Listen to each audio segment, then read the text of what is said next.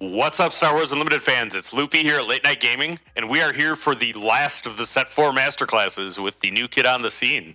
So, Vader Yellow was a deck that the Bothans brought as a team deck to Minneapolis. Yeah, that's correct.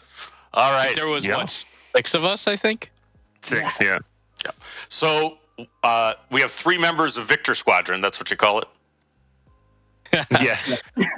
All right. So, why don't you introduce yourself? We'll start with Carlos. Victor leader here, Carlos, a.k.a. Yodakiller. And where did you win with this deck? Where did you do well? I got ninth place. I was the bubble boy at the Minneapolis regional tournament, and prior to that, I had a PQ top 8 with it too at Appleton. So 9th out of what 632 is pretty good. You know, Yes. Bubbles aside, and you got to buy. So congratulations on that. We'll see you at Galactus. Jeff, where did you win with Vader?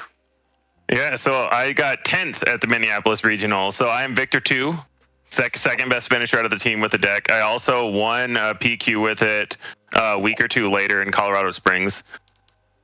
All right. And So I got my buy in Minneapolis and then helped pass down a buy to someone else in Colorado Springs. all right. And then Ian.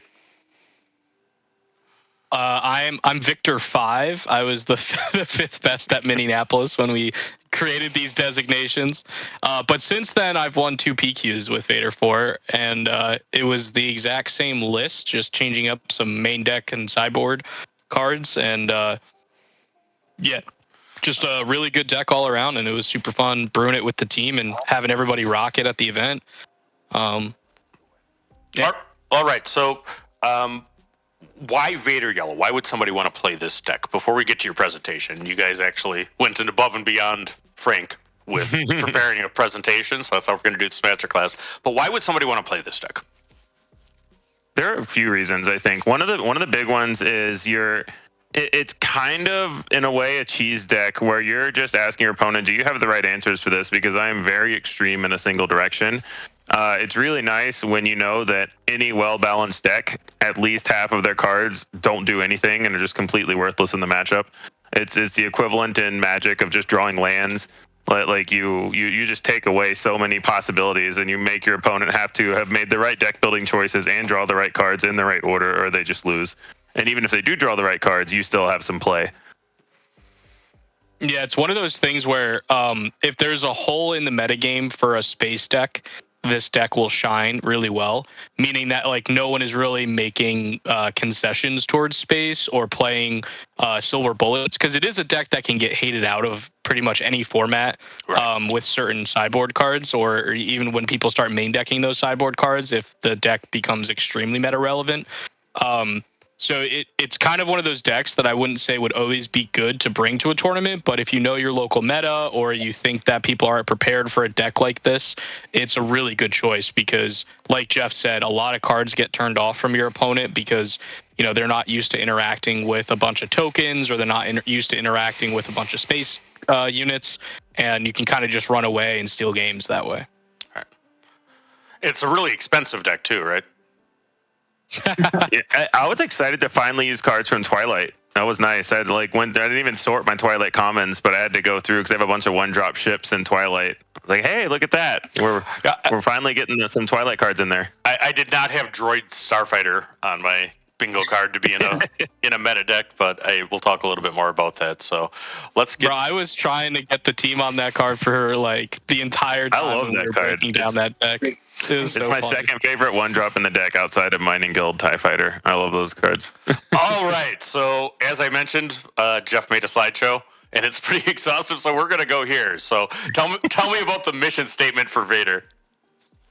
Yeah. So this is more like the cover letter for Vader. He's a real go-getter. You know, he hates sand, but he does anything to get the job done. If you go to the next slide. I think the next slide introduces the team. So we went through that a bit, but I just wanted to get the pictures from our most recent dating profiles. Ian picked out these pictures, as you can tell. We added Mickey D in because he won a PQ with it, even though he wasn't in Victor Squadron at Minneapolis. Yep. But yeah, like Mickey won after. Mickey's doing the Qunilan remaster class, so we went with the other members of Victor Squadron. Yeah. But yeah, the 4 of our 6 copies of this deck that made day 2, we got 9, 10, 15th, and 20th in Minneapolis with it. So overall, we were all super happy with how the deck went. So is Frank Victor 4? Yes. Frank is Victor 4, and I believe Reflex is Victor 3, and then Mephisto is Finn. All right. Yes. So, all right, here's the mission statement. Do you guys want to do the thing? Yeah, it's my favorite Star Wars quote. Space. The final frontier.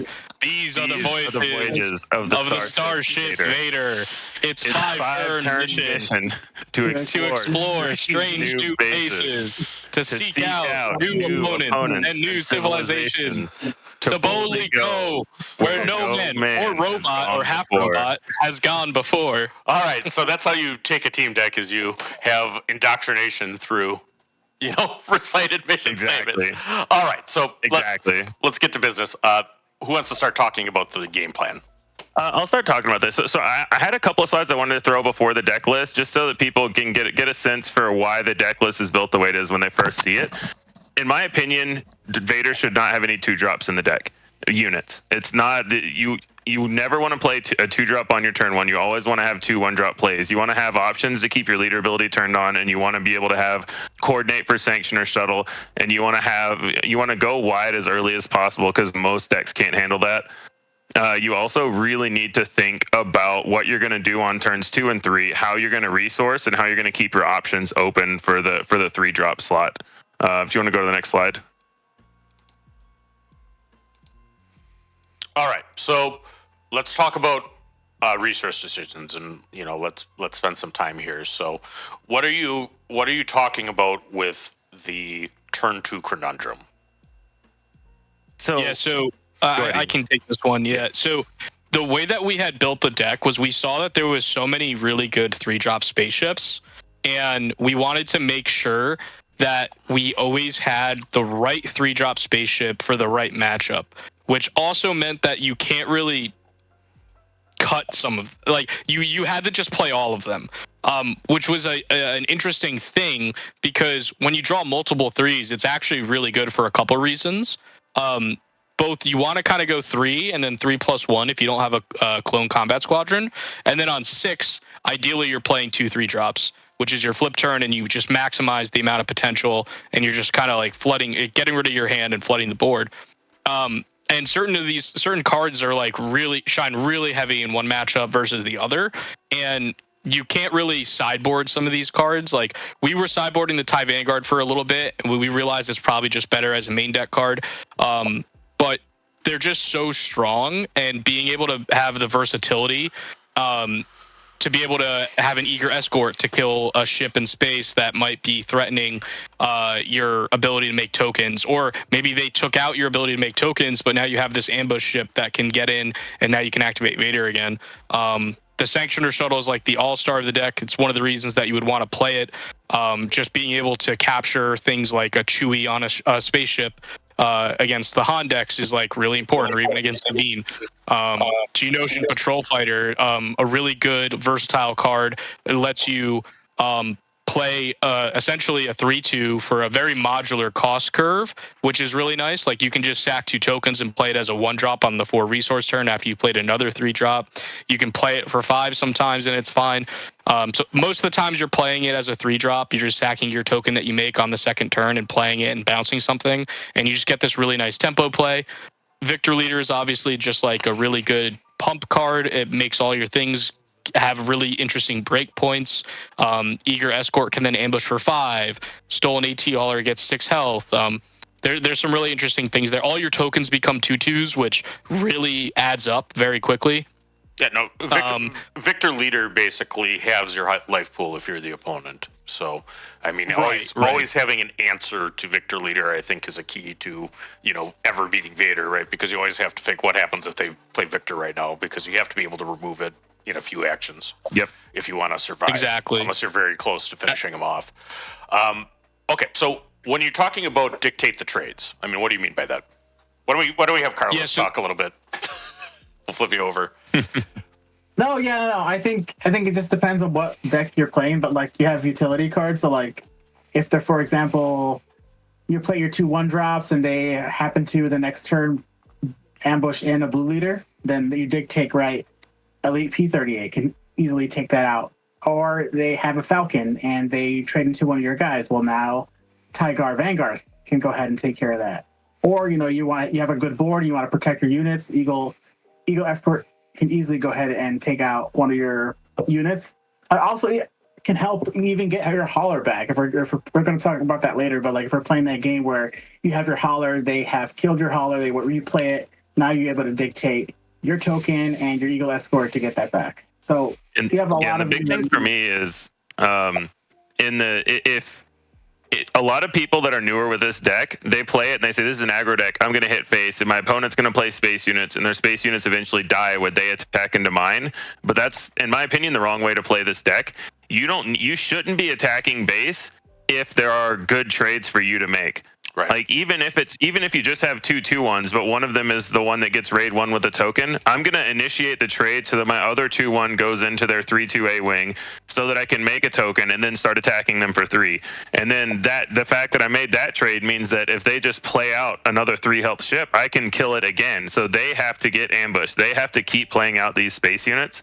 So really, what I meant by that key learning is, you're not supposed to just attack base and let your opponent make the trades. You should be making the trade so that your board is as healthy and hits all the breakpoints that you want it to hit. Don't let your opponent set it up so that they can get the Tarkintown that they want to get, or ambush or play a Han pilot or ECL, whatever. Like you don't want them to have all the cards and to just do exactly what they want. Okay. Yeah. I mean, at the end of the day, you're the best spaceship deck. They will run out of spaceships eventually. So if you get rid of them, they won't be able to keep killing your guys that are important, right? Like being able to protect a sanctioner shuttle is super important if it has like a sticky unit underneath it. So if you can just keep playing to the space, especially because you're making tokens over time, but they will eventually run out. So if you can just maintain the board state for your flip turn, you always have a guy out, so you can always flip Vader onto something, and then snowball from there. Okay, so let's talk about sequencing, is how I would say this. You say attack order matters. I think it's the same thing, right? But yeah, it is. Let's give some examples. We'll get more in depth in this later, but let's give some examples as to what you're thinking about sequencing. Yeah, so like let's just take a standard scenario where you played a 1/3 and a 2/1 on turn 1. Now you're on turn 2. You don't have initiative. And the deck that you're playing against and what units they have change whether I want to attack first with the 1/3 or the 2/1. Even something as simple as that. If I attack with the 2/1 and then they play the 3/2 A-wing or any 2 health ship, I feel really bad because I want to kill that, but I also want to make a token, but I also want to attack with my 1/3. So the fact that I attacked with the wrong unit first based on what they're going to play just messes up my entire turn 3 after that.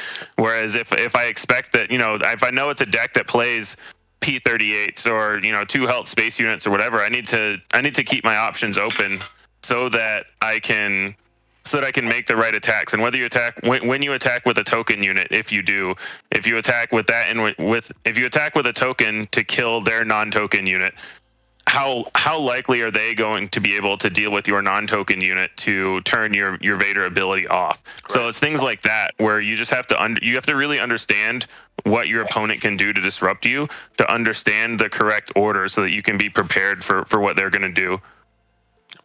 All right. It's almost like being really good at using regional governor, like knowing what your opponent's cards that they have available will be able to let you dictate the attack order. Yeah, so I would say that this is an aggressive deck, but it is also a reactive deck, because I think maybe one of the very few similarities with the first Vader is early on you're likely not to have initiative.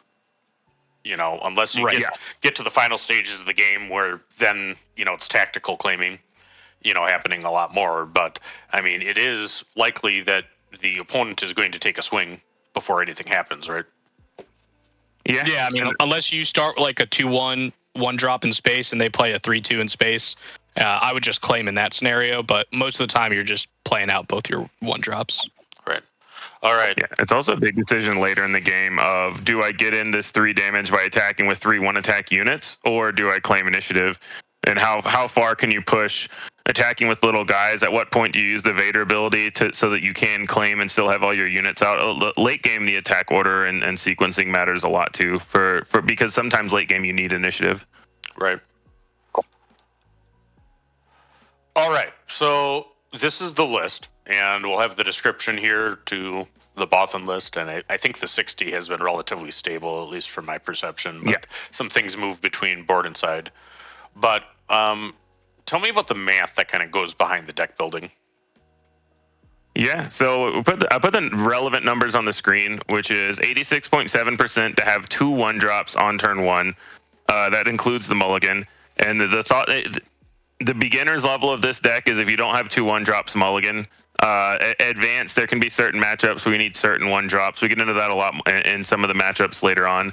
And then I would say even more critical of that is that we have 19 3-drops, which gives you an 89.2% chance to have multiple options for a 3-drop on turn 2. Right. Because sometimes it depends on what they play. If they play a readied Millennium Falcon, then you need to keep the Eager Escort ready. And if they don't, maybe you want the P-38 or the Sanctioner Shuttle to capture whatever they played.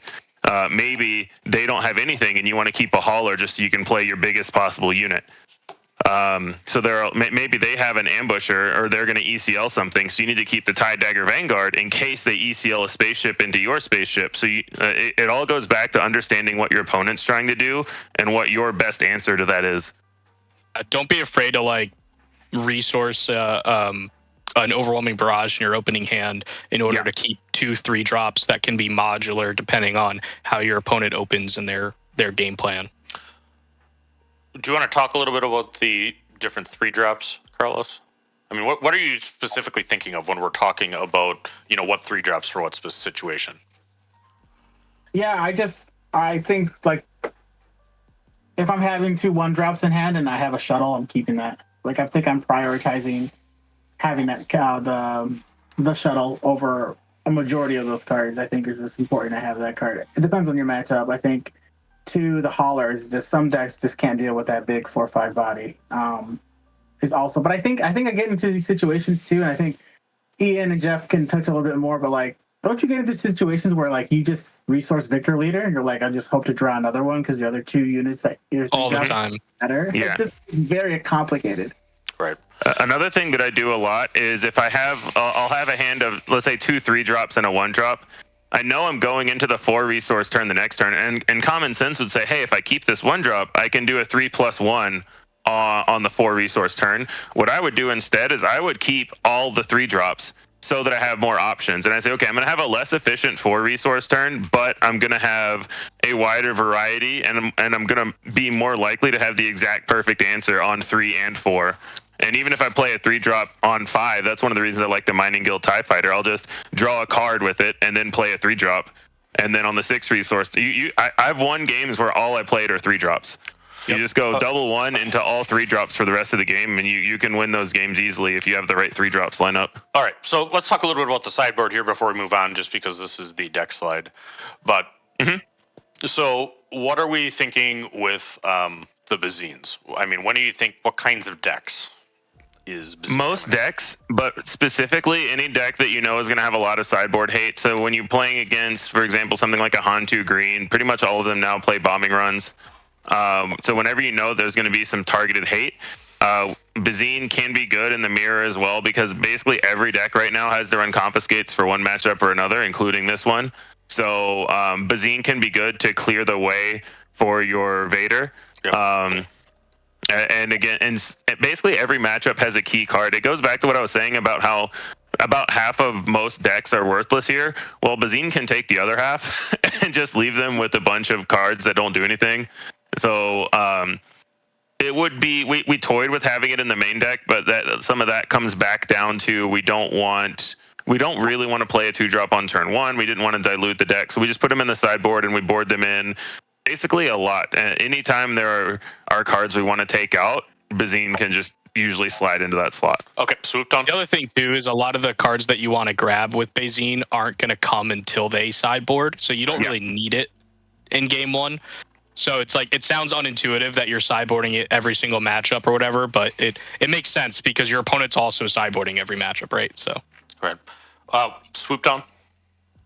Yes, my favorite. I'll touch on that. I had a lot of trouble with Sabine, so it'd just be great to get one of your guys to get a swoop down, take Sabine out before like a dark saber, before things get out of hand, and the other one, another unit to like really be concerned about is Poe. Yep. And having that like against Han 2, like they're putting 2 damage on it, so now you just have 4 health you got to deal with. Makes it a little bit more easier for you to kind of deal with that and get it off the board before they kind of try to hold you hostage with their flip turn. Yeah, There's Han actually 1 a game. is also There's actually a game one. on camera from my PQ win in the top 8 where I played against a Sabine and did not have a turn 1 play, and I won the game off the back of 2 swoop downs, killing Sabine leader, killing the things that they played, and letting me like come back and stabilize the board even without a turn 1 play after mulliganing. It was a wild game. That's well played. Okay, what about the Lurking Ties? It's mostly any blue deck. They just want to have cards that are hard to remove. Lurking Tie is really good, especially when you flip Vader onto it. Becomes a 7/7. Yeah, and it's also immune to blast.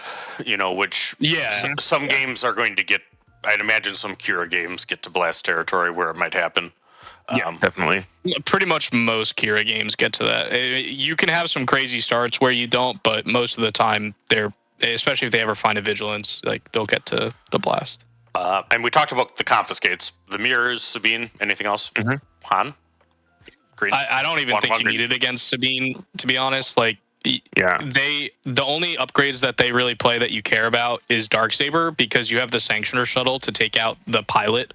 Like they functionally, if you start double 1-drop, they cannot play a pilot on their turn 1 spaceship because you just always blow them out. And so it's really just Darksaber, and Swoop Down is just a better card at dealing with it because you also kill Sabine. So that's kind of how it's just really hard to take out cards against Sabine because there's just so many cards that are good against her. So I actually like confiscate against Entrenched as well. Yeah, I was going to say Entrenched is the big one, and just opposing pilot decks in general, like pilot leader decks. Yeah, leaders specifically. Because you can't capture the leader. Right.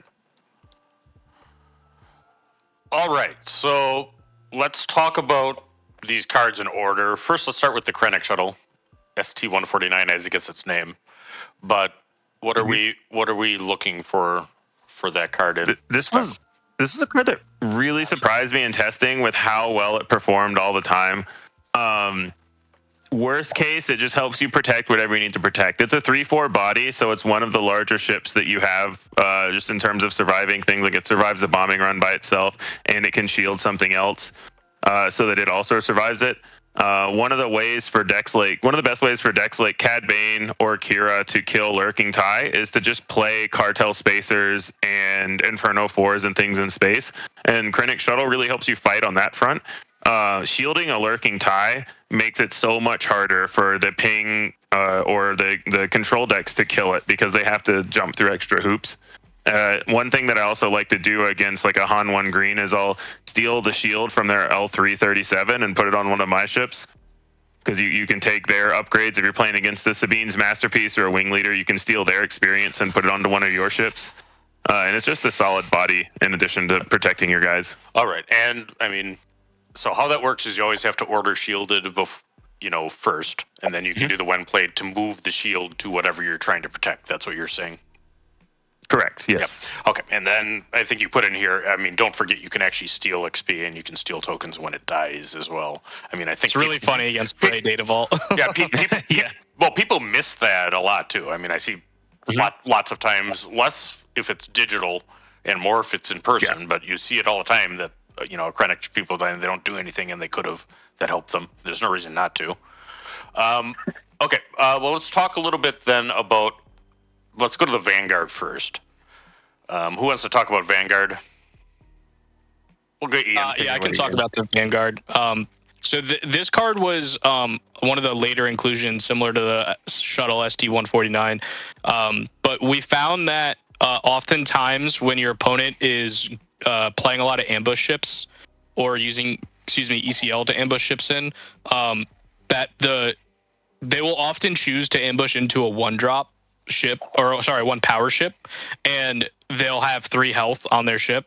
Or sometimes, if it's a needs piece, they can ambush into a 2 and give it itself an XP, so it still has 2 health remaining. They're trying to basically play around your tokens from killing their units. So TIE Dagger Vanguard is one of the only ways to be able to just deal 2 damage to something that's also a spaceship in our colors. So it does a really good, TIE Interceptor from set 1 impression, in being able to contest space with another spaceship on play, which is really important for it provides you a non-token body so you can keep activating Vader. It kills a problematic threat in space. And it's also a 3-drop, so it just kind of works in on that turn after you don't have initiative and you played 2 ones. All right, so, and I think we talked about a little bit already, Sanctioner Shuttle and Victor Leader, both are obviously very good for this deck. Clone Combat Squadron, you want to address that a little bit, Carlos? Clown car. If you don't deal with that, it's gonna get out of control. I think I got it on camera. I think it was a 15-15 because I flipped Vader on. But it is a ridiculous card that has to be answered, or not, you're just losing the game. Yeah, and I think that oftentimes when you have Vader Yellow players that lost complaining, they're complaining about whether I didn't draw my clone combats at all, because I mean it is a huge power swing, because if you're not being proactive against taking care of the space arena, which is really hard, to be honest, it can get huge hurry. All right, so I think we need to spend some time on hauler battles, because this deck plays it. Han Green plays it. Tell me about what you're thinking as you kind of get into seeing a hauler play it on either side. Start with Jeff. Yeah, I mean, the key for me is that when defeated on hauler is an upside for this deck. If your opponent replays it, you're going to get it back, and they're going to be sad about it. If your opponent plays one, you're going to take theirs, and they're going to be sad about it. So best case scenario for your opponents is this is just a 4 or 5. So a lot of the things that I do, if my opponent replays a hauler, I'll immediately attack a token into it so that it has 1 damage, because we have a few ways to deal 4, the main one being Eager Escort Fighter, the 4/1 ambush. So a lot of times, my opponent plays hauler and then claims, and I'm attacking with all my little guys, and I'll just throw a token into the hauler, even if I don't have the Eager Escort, because I know I might draw it, and it's worth a token to just immediately kill the hauler in 1 action. We get to take theirs or take ours back kind of at the end of turns, and it can set up some really big flip plays. Hauler's also the biggest 3-drop that we want to easily cast our Overwhelming Barrage on to deal with ground units. So if we're playing against a deck that is not trying to fight us in space but trying to race us on the ground, this is a high attack, high health unit. It dodges Fell the Dragon, and most decks right now aren't playing Takedown. It's one of the key cards even to beating decks like Qira. It's the key to a lot of decks, because it gives you barrages to clear the ground while also giving you a big beater in space. And a lot of times, eventually my opponents will usually realize that they shouldn't replay them, and honestly probably shouldn't play their own. But yeah, it's huge. All right, so you said a bunch of things there. I mean, one thing I want to touch down is Takedown. I mean, as we're going into set 5, I mean, people need to understand, I mean, Fell is there for that, but I mean, as you're teching against Vader in particular, when I was doing this with Talzin, and there's some very strengths that Talzin has there too, but one of the cards coming in from the sideboard is copies of Takedown, replacing other, because it's a lot better against this deck than Fell is, for sure. Fell hits the Clone Combat Squadron sometimes. All right. The interesting thing about even Takedown, though, is that, they can spend their 4 resources and kill your hauler. They really can't play it again, though, because if you haven't spent your resources for that turn, you have so much dirtle with all your units and the Vader activation that if you ever have a way to get it back, like a Sanctioner Shuttle, and that now if they kill your Sanctioner Shuttle, you get back your own hauler. There's just so many ways for this deck to just recoup the disadvantage, and now you took a premium removal spell out of your opponent's hand that they could have used on something like Clone Combat Squadron early on, right? If you only had 2 guys out, you can still take down the Clone Combat Squadron, and things like that. So it is really interesting that we felt that even if Qira's were teched with Takedown, which most of them aren't playing Takedown, but even if they had it, or against Ray Data Vault, for example, which plays Takedown sometimes, it still felt fine. The opportunity cost isn't really existent, because of so many ways to get it back. All right. So what about leader flipping? as protection. Yeah, I mean it's actually really interesting when if you're playing against an opposing hauler deck as well, like Han One, that you get to kill their hauler and then flip on it, and then they're just never getting it back. Like it's pretty funny. Yeah, I actually had a really fun scenario. I was playing. It was in day 2 of Minneapolis against Han One Green, and I played a Victor leader. I think I was on my flip turn. They had played a hauler, so it was exhausted. I played my Victor leader. Eager Escort, Ambush. Now it has 5 power, kills their hauler. I replay it. They played Infest Nest and said, I'm going to bounce my hauler back, but they couldn't because I had Victor Leader out, so it was 5 power. So they had to bounce the Victor Leader, and then they claimed so they could attack with Infest and bounce their hauler next turn, so I just immediately flipped onto it, and they still couldn't bounce it. Yeah, no, I actually had a game where I was playing Kaz Red, which is actually, it's a niche deck, but it has a very strong matchup into this for a bunch of reasons. But one of it is flipping Kaz onto the hauler you just took, and that ends all that nonsense because of what you're just talking about. And other pilot leaders can do that too. I mean, probably the one time like a Luke deck should take the haulers if you can flip onto it right away, because then that becomes a problem. Yeah. All right. So the whole thing with a hauler kind of started with our team's vision for Jango during the Jango meta. We were one of the only people that were playing Stolen AT hauler in Jango, and what we found is that like most people see this card and they think they have to kill it on sight, and you can kind of play into that psychic force that this card has. Like it just does something to people, and I don't really understand how or why, but people see that there's a when defeated that's so good for me. I need to kill this and play it, and you just get to play into that really well. Yeah, so I think that it has some upsides. It's good into Sabine too. Yes. I mean, we talked about that in the Sabine Remastered, but I mean, that's probably one where you're prioritizing this because ECL, Sabine's masterpiece with green, can't kill it. Yeah, and it also doesn't die to Falcons, which is another important thing. Because previously we thought that Han 1 green was like a really bad matchup for this deck, but when we started teching with Stolen ET Hauler and then P38s and TIE Vanguards to be able to finish off Falcons, or have a card that doesn't just die to a Falcon, it became wildly advantageous for us, and we feel like super favored into it now. Yeah, and I think the other thing with AT Hauler stuff is initiative matters, too. I mean, sometimes actually you pass, there because, I mean, it can go through, but once the claim happens, they can't threaten it anymore, right? But you definitely need to be careful. All right, kind of let's go to some cards that aren't played. Should we talk about Kimchi? The name of the name of the card is Kajimi Patrollers, and it's clearly meant for Vader, to me. But why is it not good? So, go ahead, Carlos. You take this one. I was gonna say, I just always remember Frank getting on our Discord. He's like, guys, you have to play this card. It's so good. And I was just like, the reason why I don't like this card is because it just dies. Like if you ever play Qunilan and you play this card, they just go A-Wing, you're just done. I mean, they just killed. They go any 2-drop. Okay. Like Qunilan can't ping any of our turn 1 plays unless you're playing that, and then the Qunilan ping just kills. They don't even need Tarkintown, and Qunilan doesn't care if they leave you a 1/1 token. It still turns your leader ability off. That's exactly right. I mean, so one of the harder parts. I mean, the Qunilan matchup we'll talk about when we get to it.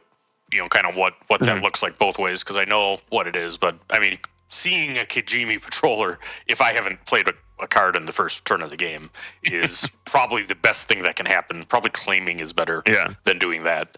All right, what about Mercenary Gunship? This I think is story. Yep. It's a 2-drop. We don't like 2-drops. They're bad. This card's just really awkward because if you ever flip onto it and then they activate the ability, your leader just dies, which is like not good. You can't steal it back.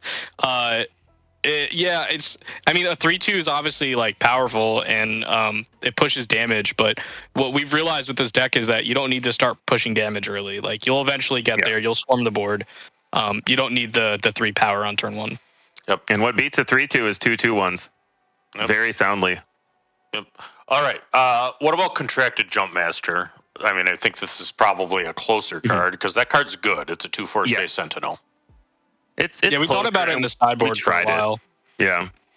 We try. The main problem with it is that if they're getting to the point where they can disrupt that much, then it doesn't help enough. It's either a speed bump or it's completely useless. And we talked about how we have 19 3-drops in the deck. Like, at no point would I rather have Contracted Jump Master than something like an Eager Escort Fighter or any of the other, you can call them more fringe 3-drops that maybe not every deck is playing.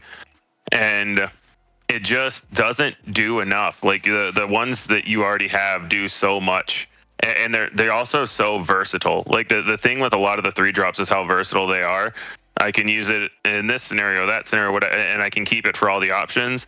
And this is very much, they have to have a unit in space that is ready to attack and wants to attack my units, and this can stop it. And hopefully it has low enough health that this does something. And that's just too narrow for what I want in a Vader deck. Right, and then I think I was going to say just real quick on both of these cards, the Death Space Skirmisher and the Contracted Jump Master. I think a way to sum up these cards is that the way that we built this deck by playing double 1-drops means you don't have initiative. And these cards both want to have initiative on turn 2 when you play it, right? Yeah. Because if they ambush in or they attack with their turn 1 play, like, they kind of made both of these cards defunct already. Yeah, and it's like K2 and Qunilan, right? Because K2 is a good card for Qunilan. There's a lot of good things about K2. It's just that you have Qira and Ahsoka right now, and now you have Qunilan. Yep, exactly. So you get crowded at a certain price point, and you can't have more. Boshek,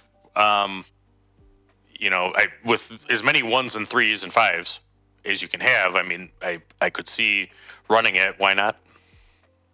It's too expensive. It's only +1/+2 stats to draw 1 or maybe 2 cards for a couple of resources.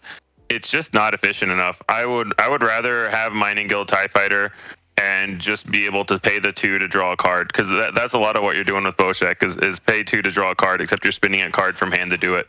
All right, and then the TIE Phantom. I mean, you're basically just saying that that's good against blue and only blue, so it's a sideboard card. Yeah. It's also good against Qunilan and Cad, but you have really good matchups there anyway, so you should be able to win game 1 without this, and then you just it helps a little bit more in post-board games. But this is one where Carlos differs, because I believe he has all his Lurking Ties in the main. I moved mine to the board after Minneapolis and boarded them out a bunch in those matchups there. Yeah. And I imagine... One more thing on Boshek, just real quick too. What we've found with this card, because it's obviously really powerful. Like, if you draw 2 really good cards, like you draw a barrage and then like a ship you can play the following turn, it's really great. The problem is the cost for 2 is really awkward with, again, the way that we built the deck with having 2 1-drops and then a 3-drop. And then you can't really play this on 4 because we don't have any 2-drops. Right. So you wouldn't be doing anything else. Maybe you play a 1-drop, and then it gets really awkward. So you're really only playing it on turn on the 5-resource turn. And at that point, you could start looking for more answers, but it's just a little too narrow. All right. Yeah. All right. So, you called this a business model, but okay. So, when in doubt, assume Stolen Hauler and Clone Combat Squadron are amazing. I mean, I think Clone Combat Squadron is like close on best card of the deck, right? And easily, it is easily the best card in the deck. Stolen Hauler is great because of the other cards you can have to get it back, which exist in a lot of the yellow. All right, so what are we talking about with Igor Escort fighting? What are you thinking that you need it for? Or when is it? It's really nice when one of the biggest, a lot of the units that people play to try to disrupt this, whether it's Millennium Falcon, whether it's the Concord Dawn Interceptor, a lot of them are just 4 health spaceships. And even with Victor Leader, if someone plays a Stolen AT Hauler and this ambushes in for 5, this both clears their board and also turns on your leader. If I have a completely empty board because Han has somehow done a really good job, and they just have they have a Falcon behind or play a Falcon to try to not let me get back into the game, I can just play this, kill their Falcon, and turn my leader ability back on, and it's like I'm back in business, making more tokens and getting back on track to where I was before. I found it to be really good against devastating gunship as well into Qira, because oftentimes what they like to do is play it on 6 resources so that they can put a shield onto it and have it have 5 power. And when they play it, you can just ambush it for 4 and then have a token clean it up, and they can't use the Qira ability because it has to do 2 damage to it. So you'd leave it as like a 7/1 or whatever it is leave now. it as a 7/1, hit it with a token later. Yeah, and it's just such a clean answer to so many space threats, because we've found that the 4 health breakpoint or 5 health breakpoint is really what matters, and because you have so many tokens, you're often getting to that extra one. Right. What about flipping? Okay, I think that's something that's important here. I've seen Vaders clearly do it wrong, particularly playing against Qunilan, where they should be respecting things that they're not. But Carlos, what do you talk about a little bit about what you're thinking when you're deciding how and when to flip? Yeah, I think like for me, you're a little bit more safer flipping like game 1 than you are game 2 and 3, because that's when like the hate comes in. Where I'm probably flipping towards the ground more games 2 and 3, just because I know they probably have something, and that's I don't know if it differs from you guys, but I love to flip Vader until the very end. Like, oh yeah, no, you do like all your actions first. Yeah, you maybe leave like games, 1 token up and like, oh, maybe I'll flip onto a token if I really need to. Yeah, and they just sit there and pass, and you attack them with 1 attack guys, and then you finally attack with the last one, and they claim, and you flip to ground. It's great. Yeah. You can also often put them in check by doing that, because they have to like, they end up keep passing and passing and passing, and you flip to ground. Their confiscate doesn't do anything. You hit them for 5, and now they're really close to being dead. Yeah, no, and I think that's actually one reason why if you're trying to beat this deck, I mean, it's very important to just try to keep things relatively as clear as you can, right? Because if you have all the tokens out, it also just gives you a lot of actions to dirtle. Exactly. And then that's a big issue. Okay, how often do you... I had a game against the Cad Bane in Minneapolis, and he played Jabba and got a bamboozle off of it. So I knew he had a bamboozle in hand, and so I have the little 1/2 Saboteur ship and a clone combat squadron up, and I'm just attacking him, and he's passing with all these little guys to the point where I just have the 2 guys left. And I actually, with the bamboozle still, I flipped onto the 1/2 Saboteur. He bamboozled it, but the 2 tokens that I got gave me enough damage so that the clone combat squadron was still lethal. So he got the bamboozle off, but I still won the game because I just needed the 2 extra ones, and I knew that made him have to pick between which unit he wanted to bamboozle. All right, that is good stuff. Let's talk a little bit about sideboarding. I mean, we'll talk about matchup sideboarding or matchup specific sideboarding, but what's the flow chart? Who did the flow chart? Is that you, Jeff? It's got to be you. I made the flow chart. That's all Jeff. Yeah, that's all me. So it helped me understand, because we made a spreadsheet that said, oh, this matchup, this in, this out. But then as soon as you swap some stuff between the main deck and the sideboard guide gets a little more confusing and harder. So I just started going through a flow chart in my head of, do I need Lurking Tie? What interaction do I need? Because you also, the hard thing about sideboarding is you also have to take cards back out. So, like, what are you taking out when you bring in the good cards? Bazine can come in every matchup. Lurking Tie could come in every matchup, realistically.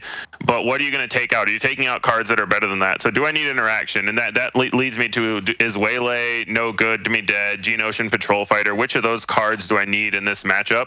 There are some matchups where Sanctioner Shuttle is not very good, and that's something that's every deck, too. And I know Mike, Bobby Sapphire talked about that in maybe the Jango masterclass there, but it's also about what to remove, right? Because even this deck, and you actually named them there. I mean, I was thinking some decks, Geonosis is just not going to be necessary or good.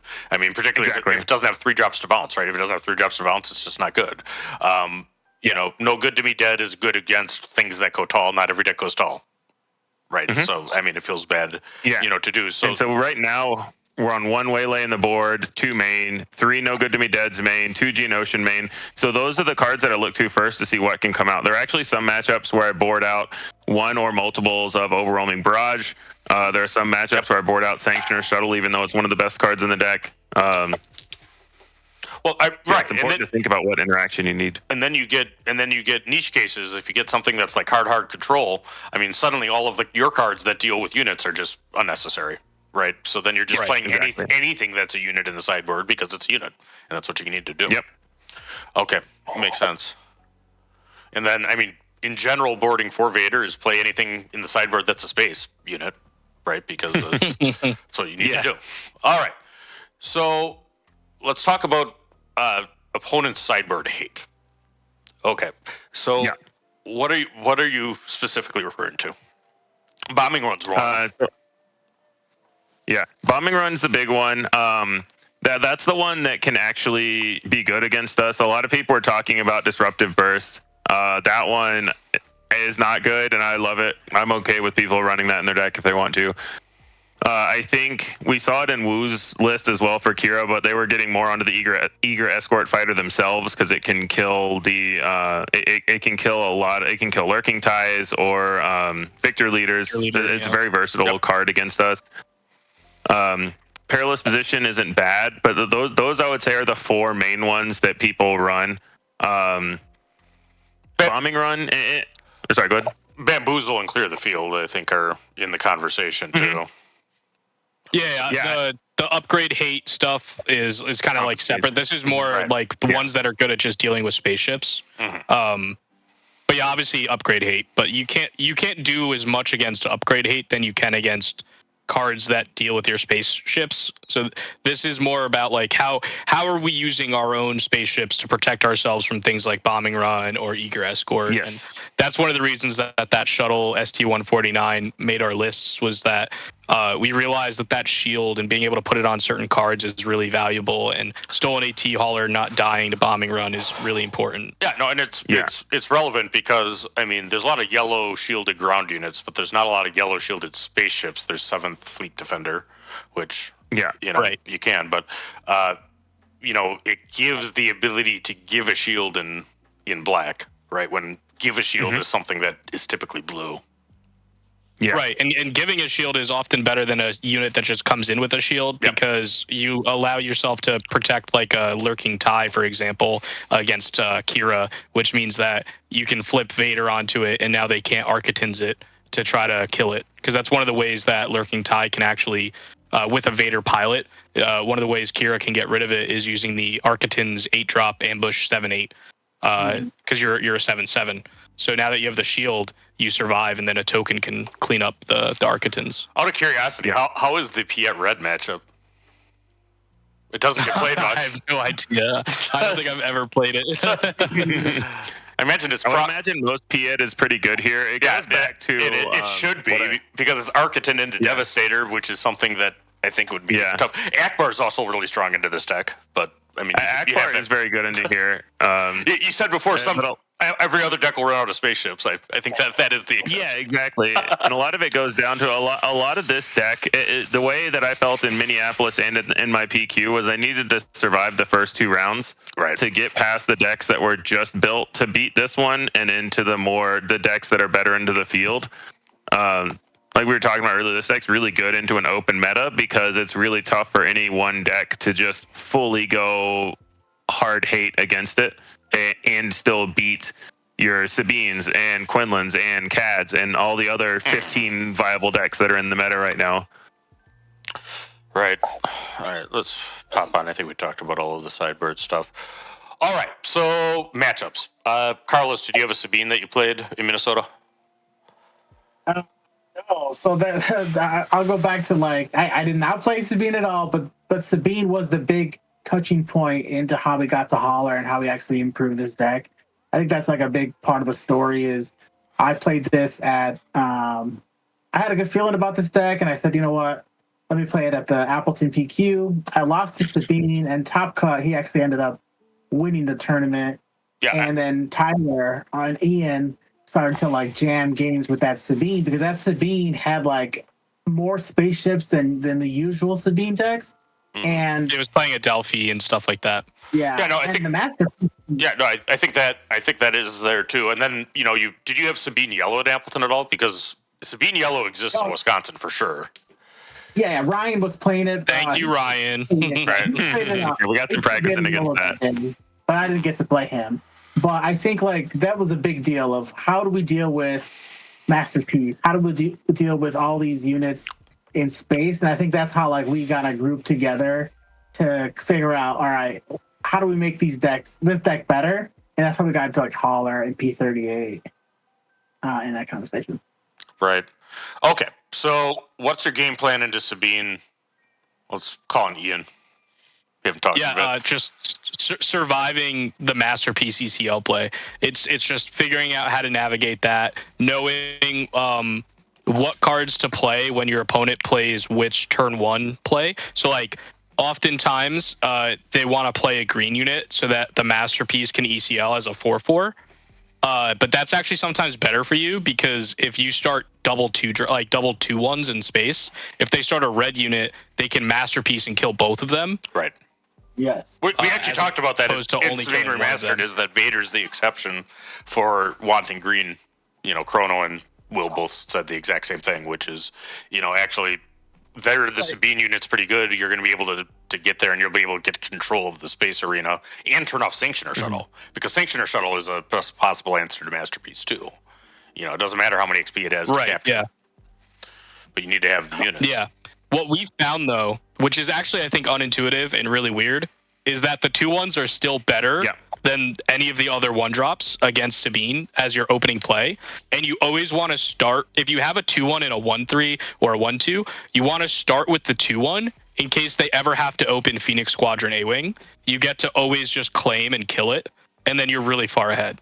But besides that, the other reason that you want the 2/1s is because if they have the red opener and they do the play where they, if you have double 2/1s, they have to hit the Sabine into a 2/1, and then they ping the other 2/1. But if you have P38 or Dagger, it kills it.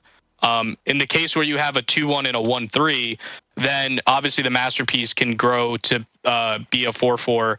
Or sorry, not a 4/4. Ping the 2/1, have 2 damage left over. The TIE Dagger Vanguard still gets to kill it. So that's kind of what we found is like it's always better to have the 2/1 because it's better into the green openers.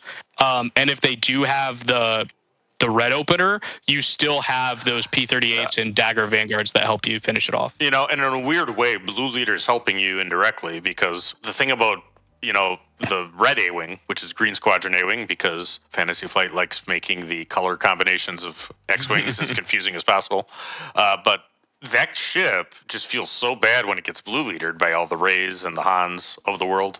All the decks that run Blue Leader. Han 2 Green runs a lot of Blue Leader too. And then, that's actually the best opener to Vader's if you can play the 1/3 A-Wing and then actually have an ECL Masterpiece. That's a very strong start to is actually much harder to deal with than the 3/2. If you want to actually go to the next slide, we talk about this a little bit more. We're still on Sabine. All right, so the Masterpiece. I like it. All right, so this is actually what we were just discussing naturally, on the questions. But, we talked about red is potentially better than green. And I think that's mostly the case because, it's pretty rare. Yeah. You only have the 1/1/3, right? So, if you have Masterpiece... We have 3 of them and 3 of the 1/2 Mining Guild ties. So both of them, they can both survive. If you have 2 guys that have more than 1 health, they can survive. But in the dark against Sabine, I want to try to get 2 2/1s. Because if they go red unit into ECL Masterpiece, they take 2 damage back. You can kill it with either a P38 or a TIE Dagger Vanguard. If they go green unit, you can still trade with it with your second 2/1. So that one covers the most bases. But what I try to do is leave myself options where I can say, okay, I start with a 2/1 and then decide if I need to play the other 2/1, maybe play a 1/2, or go to deciding which 3-drop I might need next turn, the turn after as well.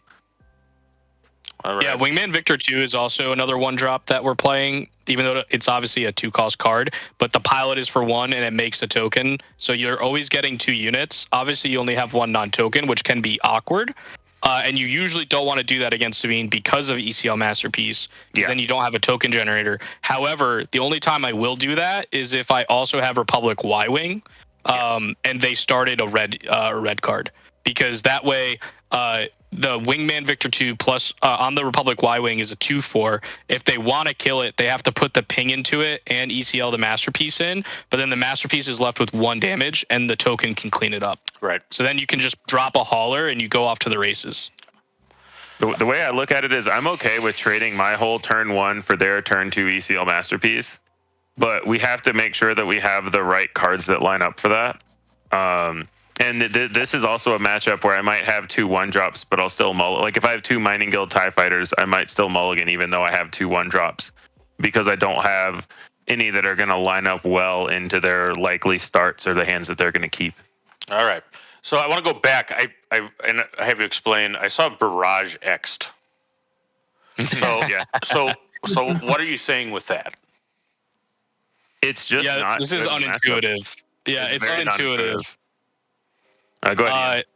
Yeah, basically what we found is that by the 5 resource turn, Overwhelming Barrage is, unless you have like a crazy start with a clone combat squadron that's gotten out of hand and they haven't played like any space units to deal with your space units, and you have like a 7/7 clone combat, Overwhelming Barrage is never killing more than 1 unit, because all of their units that they have on the ground are like 3/5s or 6/6s. And so you're only killing one thing with Barrage.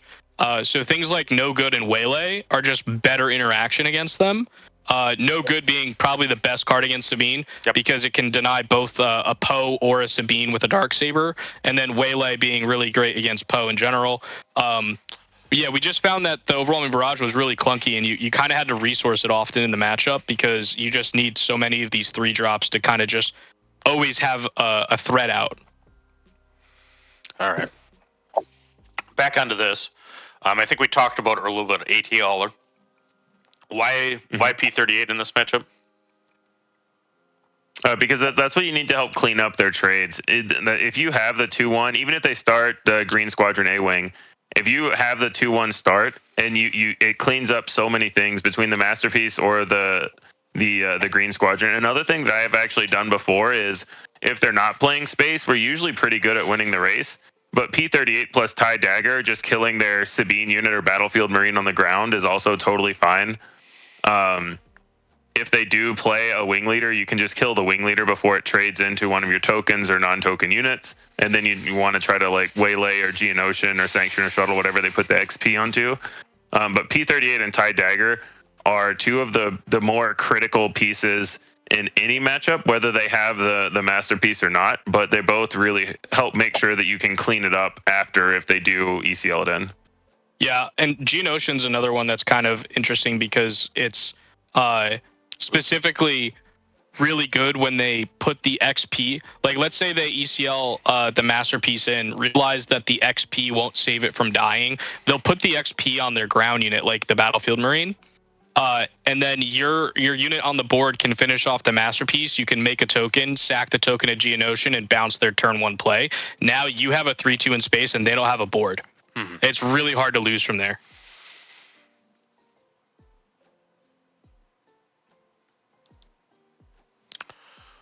All right, so Qira.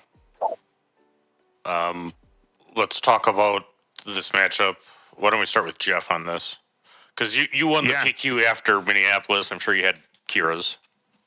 I did. I played against a Qira at the end of Swiss, I think, that was trying to be very Vader teched, but thankfully they got data vaulted. Like in general, and one of the reasons that I'm okay with having lurking ties in the board is because Qira struggles with wide board states. They love to lean on things like Power the Dark Side, to lean on things like Pershing and to resupply and things like that. And if you let this deck get off the ground, it can be a lot harder to rein it in. They really only have 2 critical cards, which are Inferno 4 on turn 1 and Overwhelming Barrage on the 5 resources. And the biggest thing that we can do, honestly, Inferno 4 is a bigger deal than the other ones. The toughest times that I have are when they get that play an Inferno 4 and just take out my entire turn 1. Mm-hmm. It just trades into whatever both the units are. And then helps her So find the cards she needs while it's doing that. Exactly, twice. and then they also get to scry 4 to try to find whatever they need next. We have some counterplay into a lot of the other things. A big thing that every Vader player needs to know, and a mistake they will only make once: never play Victor Leader if Qira has not flipped. Because what that does is it pumps all your tokens up to 2/2s. So then when Qira flips, it puts a damage on all your tokens, and all she has to do is kill the Victor Leader, and everything dies. Yep. So you never play Victor Leader before Qira has flipped. All right. So you're talking a little bit about Architens here, which I don't know. I don't think it's actually Vader tech. I think that that's related to the blue hero decks that were running Correct. Home 1. It's But 100% is why Kira had really it. good. But Kira is going to run Architen into Vader too because it's a space ambush unit. So Exactly. what are you shielding? A lot of times we'll use the shuttle ST to shield the lurking tie, and that lets us flip Vader onto it. Because another thing we can do is if we just have a Victor Leader out, then the Architens doesn't kill Vader on lurking tie. Because the whole concept there is, especially in a post board game, can you flip Vader onto lurking tie and keep it alive?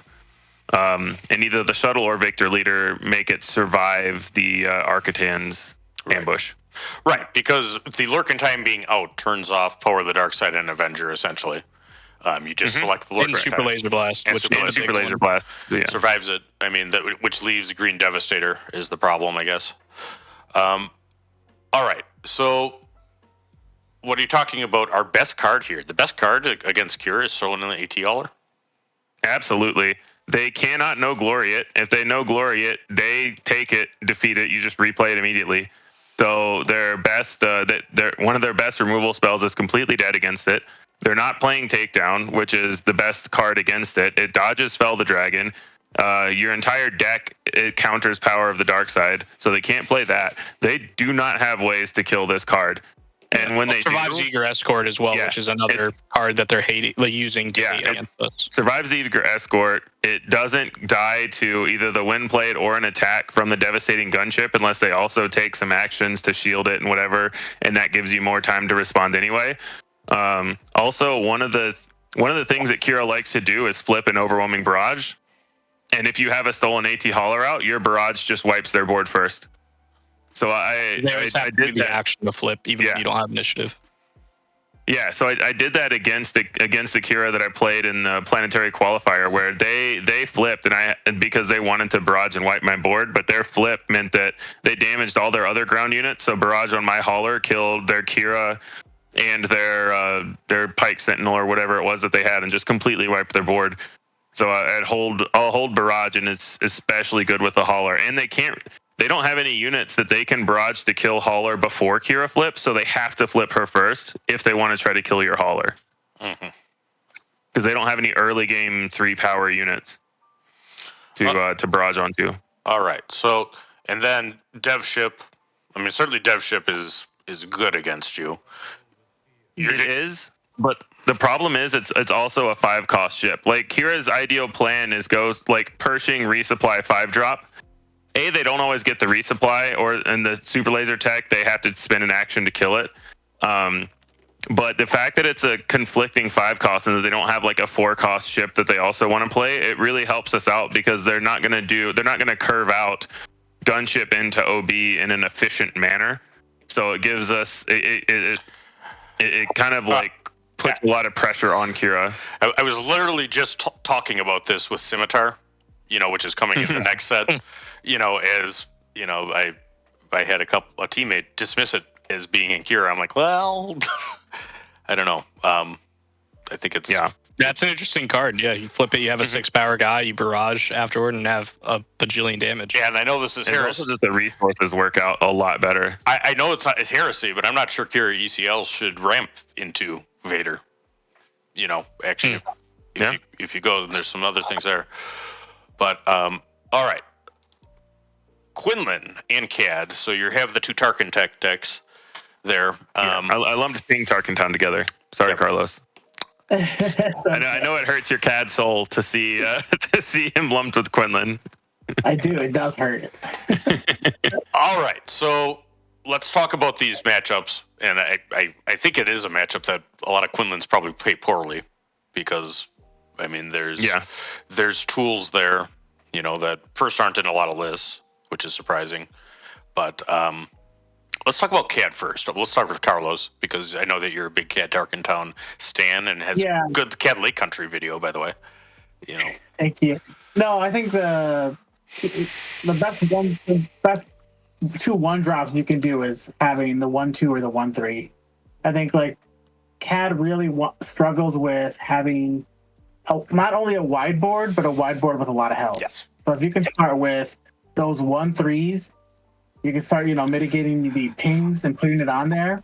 If you find Lurker, obviously that's going to shut down the Cad leader ping. But I think the biggest thing here too is, don't want to see too many McClunkies. I think if you see a 1 very early, or if you see multiples, I think that's where that nut draw like that, you can lose pretty easily. Yeah, no, I mean, so Ian loves if Cad gets the ability to McClunky on turn 1 and then put the ping after that, I mean that's potentially a huge problem because it can kill the 1-3 and then the ping will take the other one, and then it's one of the only ways in the first turn of the game to get rid of both our spaceships. Right. Yeah.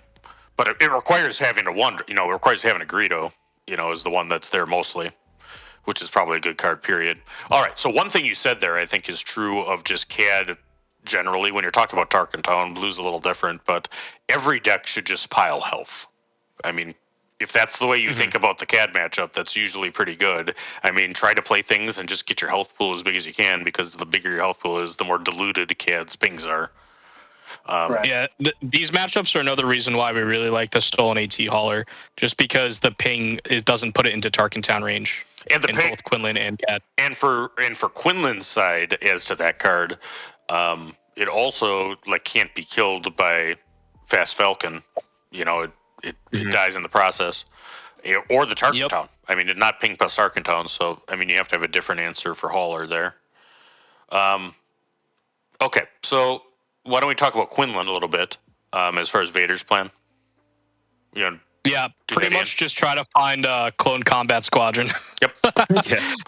That's the best card. I mean, we said it was the best card in the deck, but against Qunilan, it feels like it's almost the only card that matters to a degree. Obviously, when they start multiple spaceships, if they're playing A-Wings and they start A-Wing and then go into Falcon or Red 5, it can get pretty dicey. But I feel pretty good if they open on the ground or they don't have a 3-drop ship. It feels pretty good, and you can kind of just snowball there, and your no goods can just kind of get you so that the race doesn't happen when they're trying to blast you to death at the end. So, and I it's funny you say that. I mean, when Qunilan goes, it's the easiest Qira call probably in the meta right now. You just always call Clone Combat Squadron. It doesn't matter what's in their hand. I mean, I suppose if Barrage kills you that turn because of something else, I mean, you do that. But, I mean, Qunilan has a great answer to Vader deploying on a ship because, I mean, I know not everybody main decks Bamboozle. I think you should main deck Bamboozle. If you think that there's going to be Sabine and you think there's going to be Vader, Bamboozle is one of the best cards there. Even Fang Fighter, which I know a lot of them were maining for a while. Yeah, we should. I think I mean actually all 3. So there, because it's good. It's good into Vader and good into Sabine, and that's what you're losing. Sometimes if you're not there, and that's true of all of those. Bombing Run is not good into Sabine. Bombing Run is only good into Vader, pretty much. All right, so I haven't seen any Quinlans playing Bombing Run. One of the terrifying if they are. so Quinlan's, it's about how much to respect this matchup, because I mean, if you actually do all the things Qunilan can do, there's no way Vader's ever going to win, right? Because you can't. It's going to be tough, but I mean, then you're going to be hurting your deck significantly against other things, right? Because it's how to get. But I've thought this for a while, is that the easy ones are Clear the Field and actually Bamboozle, because those have lots of operations, in other decks, where I think Bombing Run is very niche Vader hate. Clear the Field's interesting because I find it to be better as just a 2-cost waylay against us than it is against clearing all the tokens. Because once Qunilan flips, you're so good at dealing with the tokens anyways, right? So it's all about protect. So, I mean, and the way that the matchup is, and I think that you just kind of mull for space units. I mean, A-Wing, Yeah. A-Wing is just fine here. If you have A-Wing into Falcon, Oh yeah. That's what you want. That's the thing that the that's Vader the deck does Qunilan not want to for sure. see at all. Save the Falcon for when they Victor Leader. That's what it's there for. I mean, because it will kill Victor Leader and then maybe able to bounce back most of the time. Sometimes they'll be able to kill it, but the thing about this matchup from Qunilan's side is Vader can't catch up. I mean, if you actually clear their space arena and then Vader deploys on the ground, the game's over because you'll never get it going again if Qunilan's alive. Because once he's alive, he just kills every spaceship you put down or every the tokens. Yeah, the top cut game that I beat Qunilan in the top cut. I think it was it was the finals, and my PQ was against Qunilan, and we shared deck list beforehand, and his sideboard had 2 bombing runs and 1 clear the field and 1 bamboozle, so it was just a myriad of like what do I play around. Right. And I think game 2 where he got me, I was worried he had his 1-of bamboozle, and I almost flipped to the ground. And I said, well, actually, I think I just die if I flip to the ground anyway, so I'm just going to make him have to have the bamboozle, and he had it. Then I think game 3 he got me. He hit me with the clear the field, but I was still able to win. So yeah, there's a lot of options, which is all. I mean, that's what Yellow Hero is, right? Is there's a million options, and which ones do you want to put in your deck, and which ones can you draw at the right time? Right. And then, I mean, the Qunilans should be siding out a bunch of ground units that you don't need, and they should actually be putting their discard in, because actually Spark is really good, too.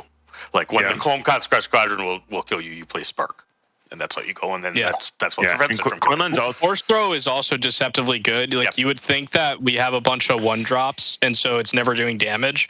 But the real thing is that you're getting rid of one of the cards in our hand, and we're often very low on cards. So it's just as a 1-cost discard that you could play on the 4-resource turn with a 3-drop in space is nuts. You absolutely keep Ahsoka in. Ahsoka just thins their hand, because the other thing you don't have is card draw. There's just the one, Mining Guild tie that can draw cards. Yeah. So, I mean, obviously you need to take care of that somehow, if you're going there. But, I mean, it's tough. I'm very strongly positive into Vader Yellow, with this. But I think it's just understanding the deck, right, and where it gets you. Qunilan is one of the matchups where I'll debate claiming to have initiative on the 4-resource turn and give up a few damage if I have the Clone Combat Squadron to play it before Qira or a discard spell comes out. It's one of the only matchups where I'll actively try to do that. It's usually 4-resource. We don't have initiative. I will say the biggest difference too between Cad and Qunilan is like Cad's gonna ping you because you're gonna play an Underworld card, but Quinlan's don't play 1-drops. Yep. So the good thing is like in your beginning turn, you're going under them. They're not playing that 5-0 first soldier, so you're gonna get your 2-1, and they're gonna survive. Sanctioner Shuttle is one of the best cards in this matchup, in my opinion. Yeah, for sure. Yep. Nope. So we'll get then. This kind of the ordinary Qunilan list, and I have a Rebels Qunilan list too. I should show you guys at some point too, because putting Han Pilot into Qunilan, does some fun things. But also worth saying that the reason Surprise Strike is in this deck is not to hit base. If you're hitting base with a Surprise Strike, you're either killing them with that action or playing the deck wrong. Surprise Strike is here so that you can trade up units, and specifically you can trade your 1/3s, 1/2s, and tokens into Falcons and Red 5s. Like, Surprise Strike is one of the best cards against Qunilan because it lets you trade up into their space units so easily. It's also Quinlan's only answer to the Clone Combat Squadron, because usually Falcon Surprise Strike can't kill it. So I mean that's what's left if you let it get down. But plan A is to not let them cast it. I mean, try to get Qira down, and then don't. I mean, if their hand doesn't include it, I mean, unless Barrage is just really, really good for them already, which usually is not the case, because they would have had to either deploy Vader on a ship, because nothing else gets big to barrage from. I mean, I think that you need to call Clone Combat Squadron, because that is the problem when you lose. Oh, yeah.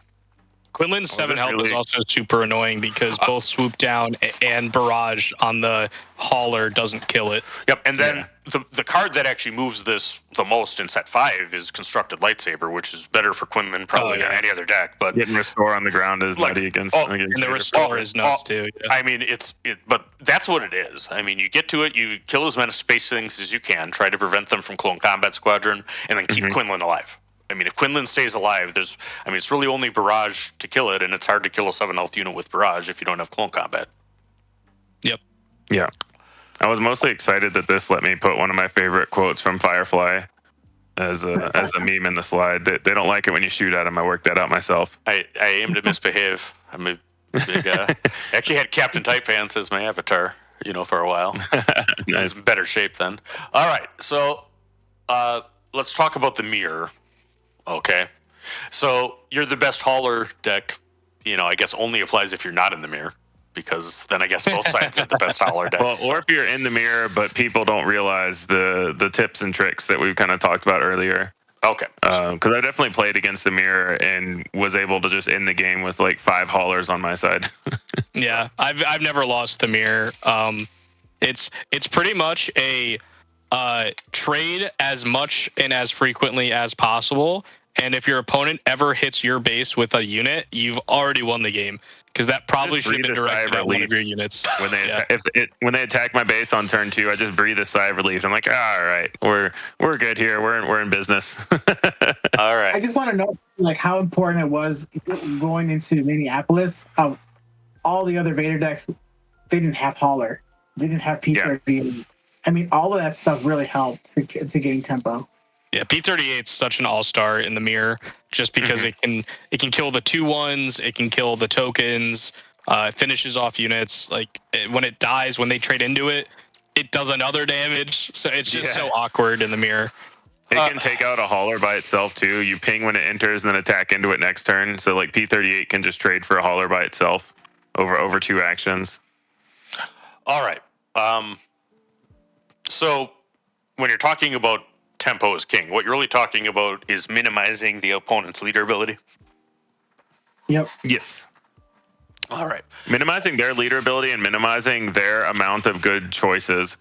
I played against the mirror at the PQ that I won, and afterwards the kid that I beat was asking for some tips and stuff, and I told him, I said, well, did you notice how I never let you have coordinate for your sanctioner shuttle? And he was like, yeah, that was really annoying. They were in my hand and they didn't do anything. And I was like, well, yeah, so you were attacking my base and I was keeping you off coordinate, and that was the whole structure. I was totally fine giving away my units when I didn't have a sanctioner shuttle in hand, because I assumed he did, and I was right. But whether you're right or not, the point is you're taking away their options. So I'm making it so that even if he doesn't have it in hand, it's a dead draw. Or I get the good trades where I hit my 1/3 into their 2/1 and I still have it to kill a token, or I'll attack with a token to set up some other trade, or to make something more awkward for them, or just attack with my non-token unit into theirs first and trade them both. But now I've attacked with a non-token unit, they haven't. My leader ability's on, I can make a token. You also just want to make that clone combat squadron that they're going to play as bad as possible. Right. Yeah. If you make that into a 3/3, a 4/4, it's so much more manageable. You wouldn't believe to the 5/5, it gets really hard. And I think that's what we were talking about too, because this is a deck. It's basically a token generating machine, right? And the way you guys have it set up, you make it very difficult to turn it off in the beginning of the game. But you really only have to turn it completely off once. I mean, if you clear Vader's space arena, period, I mean, it takes them a long while to get back into the groove, right? Yeah, it's at least 2 turns. Right. Mm-hmm. And a 3/3 clone combat squadron is helping the opponent, right? So, exactly. Yeah. All right. What about Waylay here? Yeah, that's just a really good answer to the Sanctioner shuttle if you weren't able to get them off coordinate. And obviously the Clone Combat Squadron. It's kind of just like an oops button, like a emergency eject, get out of jail free card. Trying to just minimize the ability to get blown out, and also really good with the hauler mini game, just getting your hauler back or doing different things like that.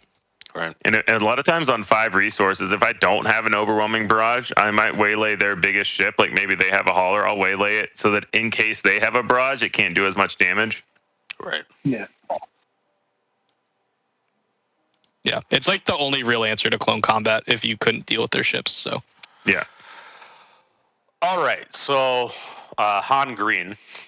I mean, so that's another space pilot deck. I mean, how do you guys feel about it? We just had the Han Masterclass, or the remastered class, with Alex and Sunny. Mm-hmm. It was funny at Minneapolis.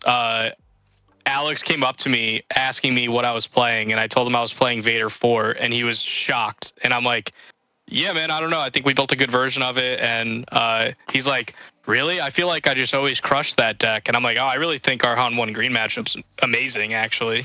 And Yeah. he was just shocked to hear that. And it's because, like we said earlier, the old versions of this deck were pretty weak to Falcons, especially if you started a 2-drop in If you space start and they started mercenary turn 1 gunship or fast out. something and they play a Falcon, you just lose. You just lose the game. So having the double 1-drop opener, having better 3-drops that answer Falcons, just improved the matchup so much. The only time I'm ever really scared is the Han pilot. That's the main one because it gets to do a free trade. And then Enfys with a gun, is the other thing that I think gets there towards the end of the game. But that's why it's important to keep space clear. That's why it's really important to have the Eagle escort, like keep their space clear so that they won't hand pilot and then blow you out that way. Yeah. The keys to this matchup are knowing that they don't have a lot of actual threats.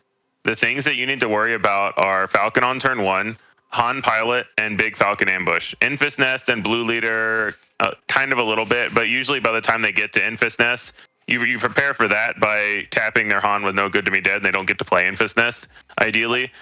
But you can play around turn 1 Falcon pretty easily with the hands that you keep. You can play around Han Pilot with Initiative, Tide Dagger Vanguard, attacking your tokens, and it's keeping their space arena clear. I think I was 8-0 in games in Minneapolis against Han 1 Green, with like 6 of those games in day 2.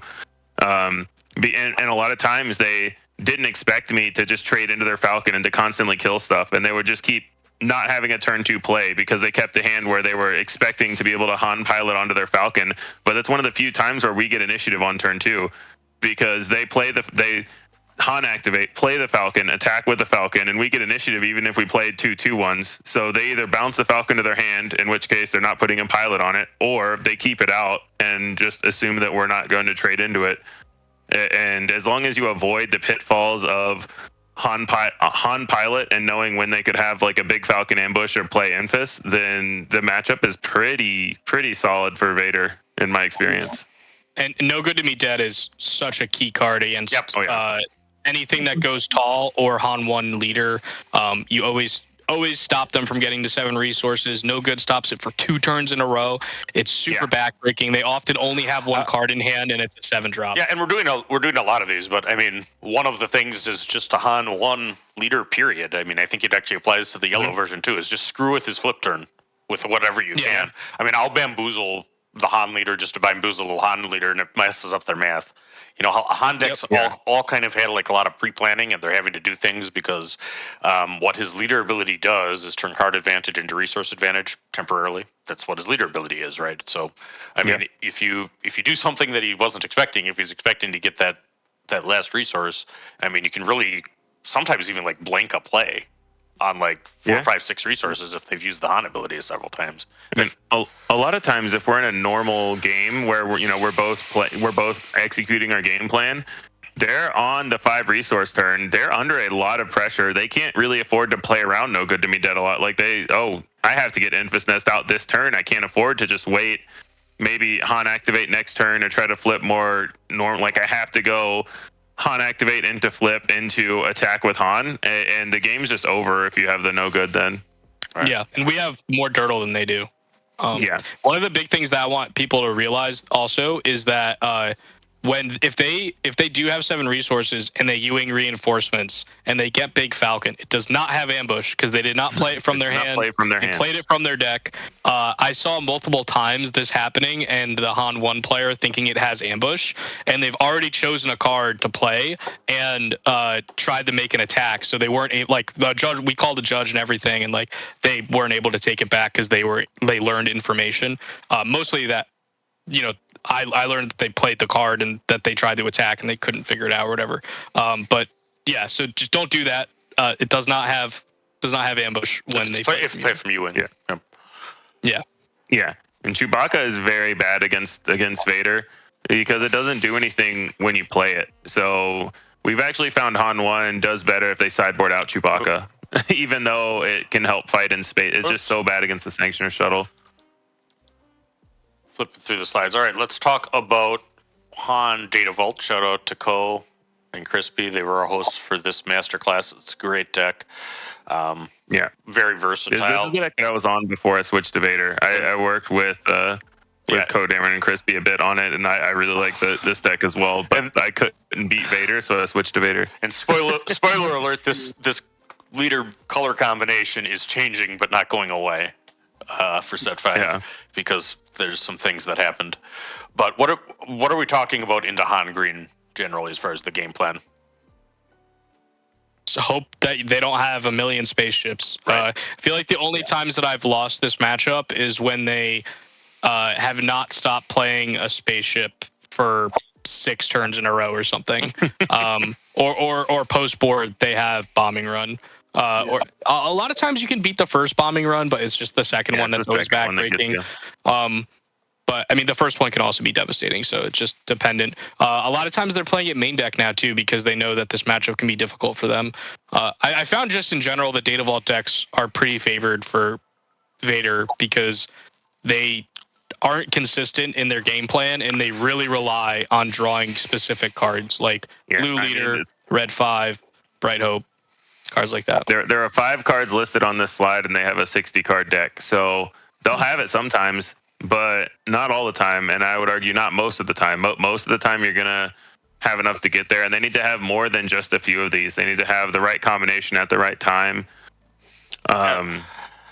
And then so this is a pretty good matchup for Vader in general, I would say. Yeah, and you need to have an answer to Poe, right? Is what you're saying, Correct, basically, yeah. Temple Town, because Poe obviously is devastating for Vader if he's alive.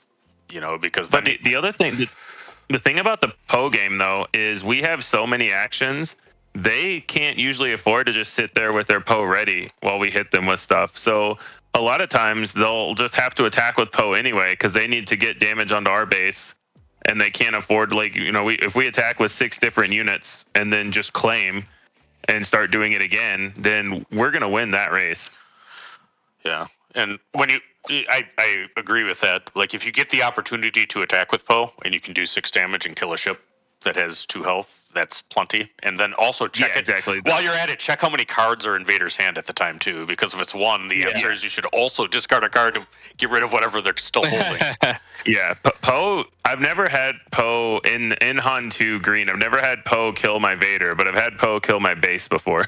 Yeah. Yes, right. I mean, I think that if they're playing smart, they shouldn't play it on the 4 resource turn against us because we can just claim and barrage, and pretty much any card in our deck kills it. So they should really be playing it on 5 and keep it healthy. Yeah, they shouldn't use the Han ability on Poe is another way to say that, which I agree with exactly. that, because Poe, if you can keep him alive, will win you the game. It's interesting. I'm actually on a little bit different Han Green list, so I don't know much about this matchup. Yeah, you're like BB-8ing and having him attack multiple times, right? Other than Vader really does not like Radis, I can tell you that. Oh yeah, that's true. Radis is a son of a bitch. It is. All right. This matchup though is wild. This is the matchup of Han 2 green where I will dynamically change my sideboard plan based on how the opponent plays. Because they have Poe Pilot to put on the X-Wing. If they ever put Poe Pilot on the X-Wing, I keep in my Sanctioner Shuttles and my Geonosis because it's such a blowout. But a lot of times people don't do that because they need to diversify, at which point I'll board out my Sanctioner Shuttle and Geonosis because those are the only targets for them.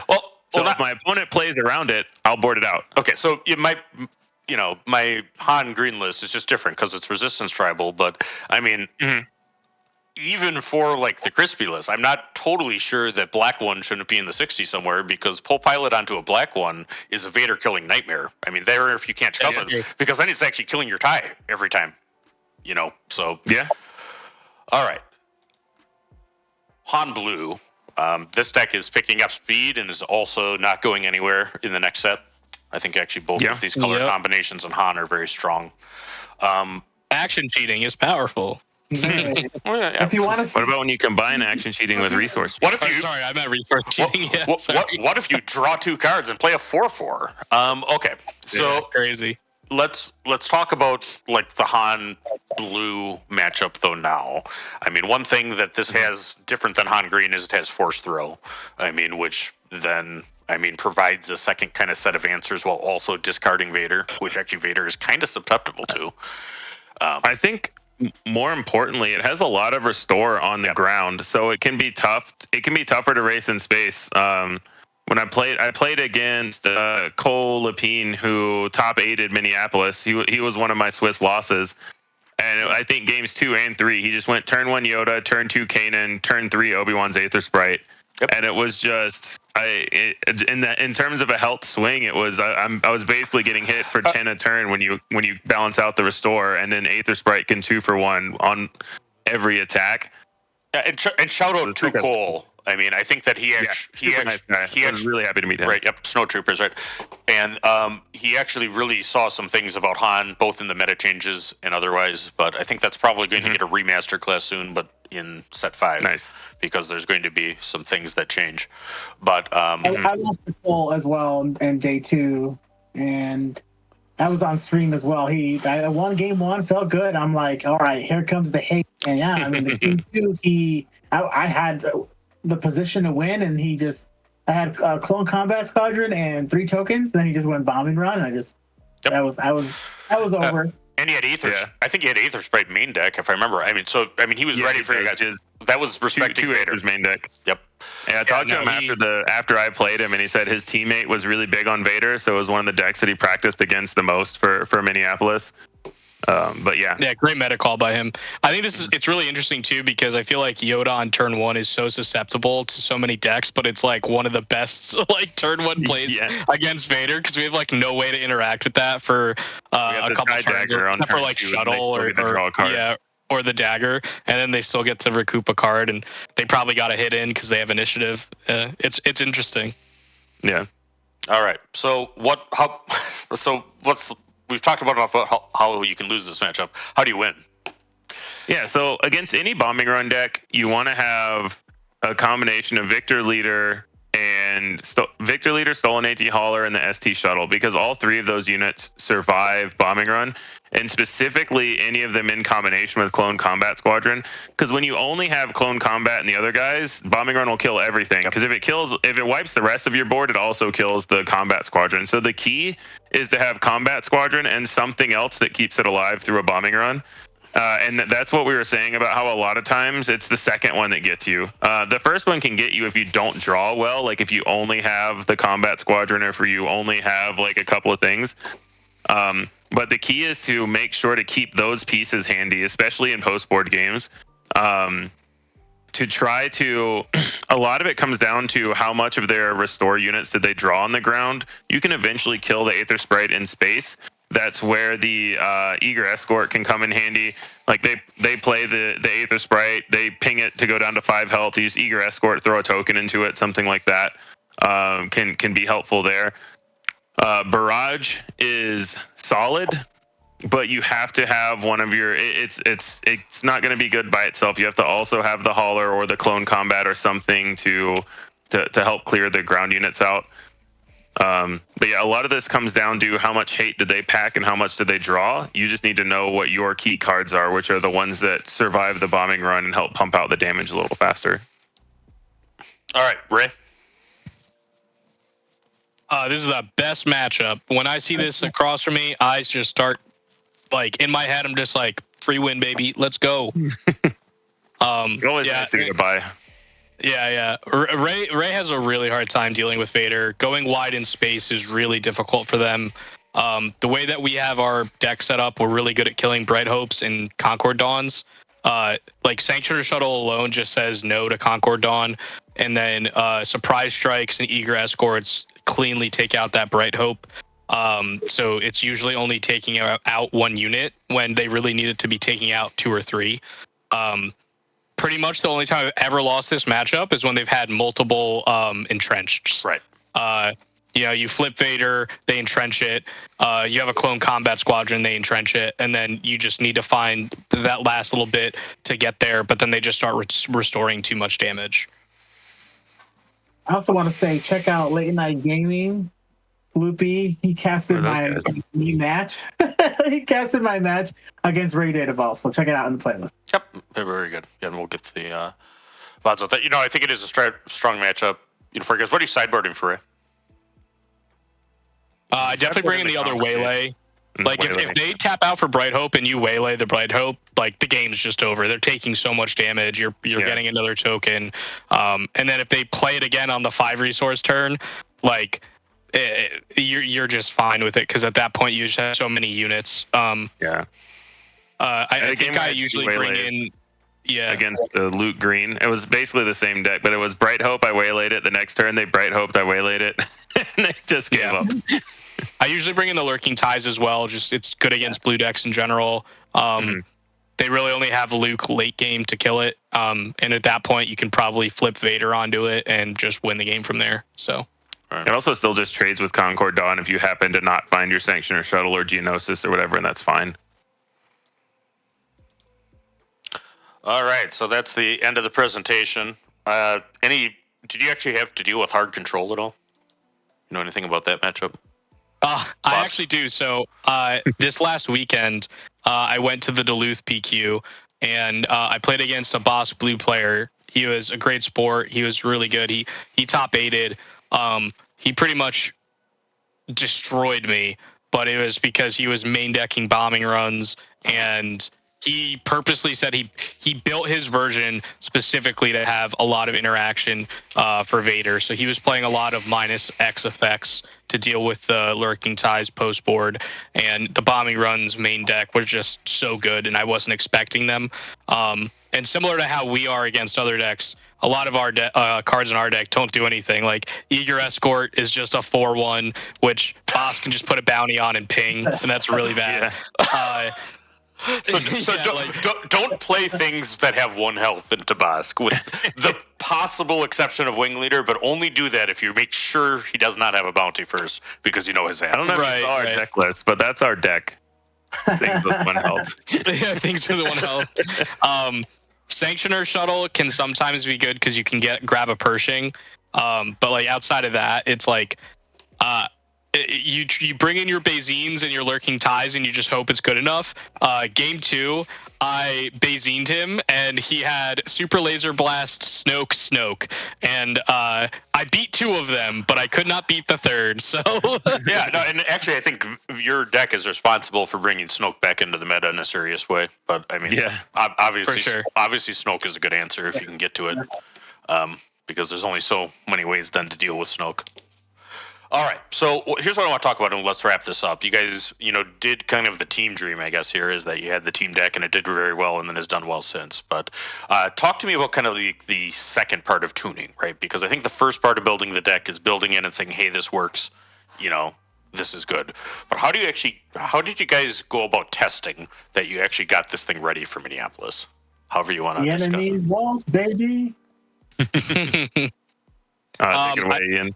Yeah, I think the Bothan Network is such a unique team for TCGs in general, but especially compared to the other teams in SWU, just because of the sheer numbers that we have. We have like 30 active members on our competition team, which allows us to kind of divvy up tasks. And when we had 6 people that we knew were going to Minneapolis, mind you, there was also people who weren't going to Minneapolis that also helped us on testing this deck. We could have multiple people testing multiple matchups at the same time, so that we could get data faster. We could tune the deck faster. What kind of data is relevant? And I don't know if you're there, but what are you actually tracking? First off, what are you using to track? That's something we can talk about. Yeah, so a lot of our techniques, I've talked about this on the Across the Network podcast. Shout out to Jonathan Fisher. You should go check that out.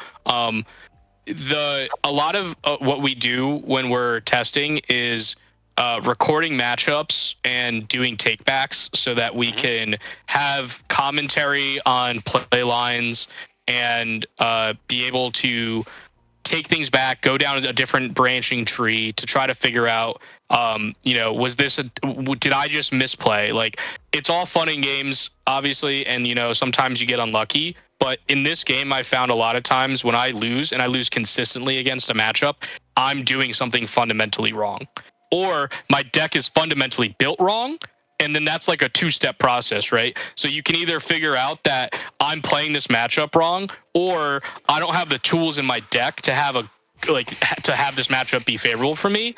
And so what we did was we were like, we know that Sabine and Han 1 green were really, really, really tough for us. So we went back, retooled the deck, tried to theoretically figure out what cards were good against those decks and how they would play into us, given what the old version of the deck was, and exploit that to use new cards to our advantage, which is why we were playing things like P38, Stolen AT Hauler, the Tie Dagger Vanguard, and having a lot of success with it. I think our record at Minneapolis and in these PQs that we've won since Minneapolis against those two specific decks are like extremely favored for Vader, which is not actually, I think, what the matchup data is if you see it on one of those like collation sites.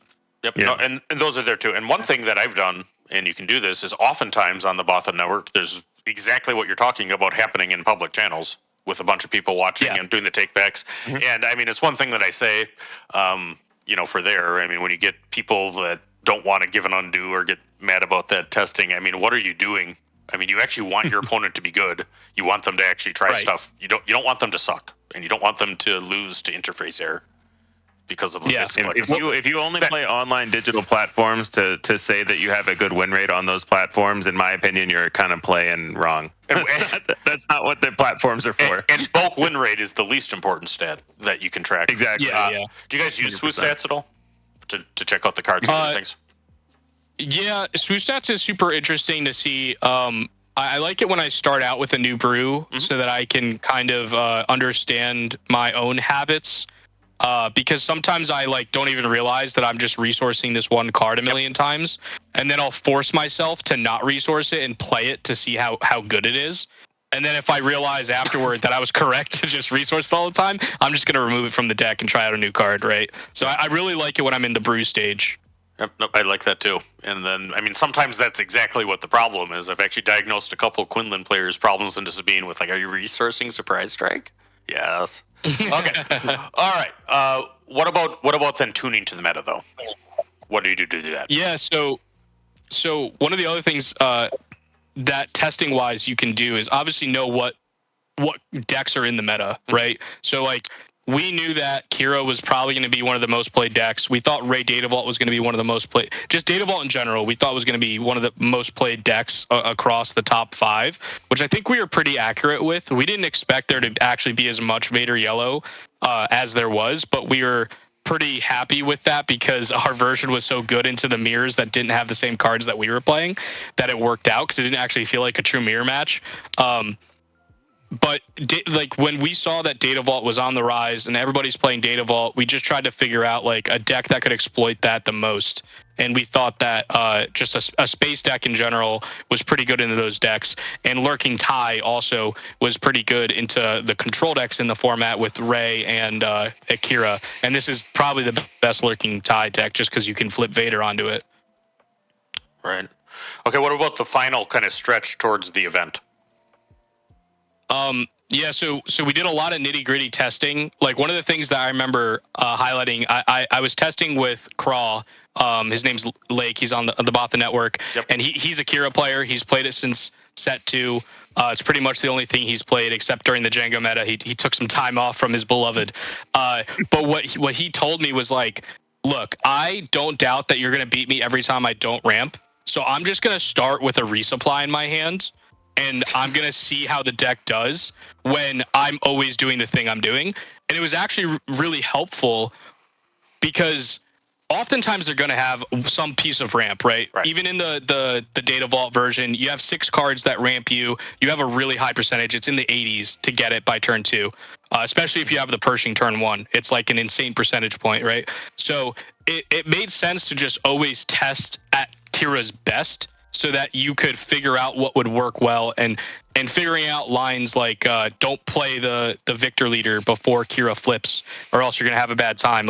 Those were key things that we found and shared as a team with each other and that we could then reinforce over, multiple matches of people testing on their own. I could test all the Qira I want, but if I don't tell Jeff and Carlos, then they're still going to struggle with the same things. If I didn't tell them or whoever, I think it was in that matchup session I had with Crawl where I was just well, I just can never play Victor leader before you flip. Letting them know that helped them be prepared for Qira, even though they didn't have those games. that I played, right? Maybe they were testing the Sabine matchup or whatever, and then they show me their findings. And, you get to have this collaborative part that is really helpful because we pretty much did this in a week. Like, it was... Yeah. It was exactly. It was really fast, the way that we did it. Yep. Okay. And one of the things that really helped, so I had big shout out to Reflex was on Victor Squadron, but also Tyler York, another Bothan. Me and him had a couple of late nights where he was just running whatever deck I wanted into me, and I was typing up notes from the matchups about which cards were relevant, which cards from his deck were relevant, because having the data with this is basically you can kind of think of this as a toolbox deck with all the different 3-drops you have of like, okay, what answers do you need, or do you need to just go fast against certain decks? So having the data to understand the key cards on both sides of a lot of the common matchups is so critical. So yeah, it's another thing I like about our team size is we can get in so much testing, and we have so many guys willing to just like jump in and help out. Yep. Like Tyler wasn't on the deck, but he was just helping me whatever. It wasn't even that many. Play. Yeah. Well, geez, guys, how much does it cost to get onto the Bothan Network Discord server? You have to have more PQ wins than I do.